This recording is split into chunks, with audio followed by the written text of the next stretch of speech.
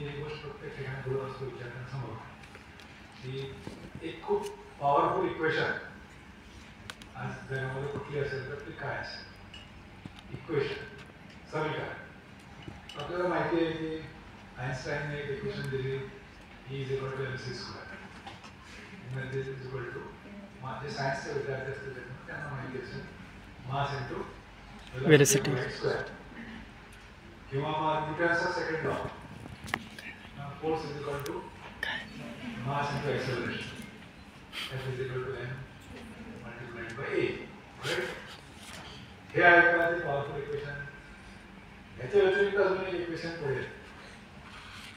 खूप शक्तिशाली इक्वेशन आहे ती आहे E is equal to F E means education is equal to F means future हे एखादा व्यक्ती असेल एखादा समाज असेल एखादा राज्य असेल किंवा देश असेल कोणालाही शिक्षणाशिवाय पर्याय नाही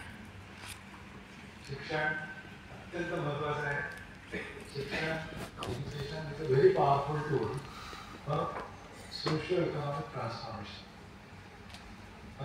शिक्षणाशिवाय पर्याय शिक्षणामध्ये काय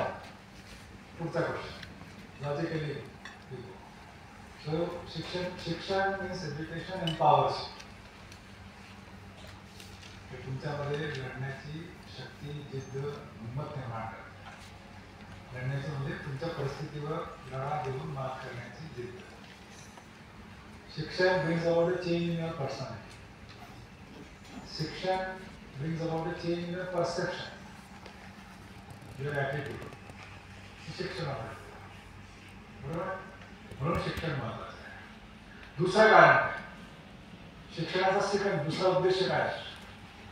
शिक्षणाचा दुसरा उद्देश आहे की आपले तरुण विद्यार्थी मित्र तरुण आहेत त्यांचा मानसिक विकास व्हावा त्यांचा बौद्धिक विकास व्हावा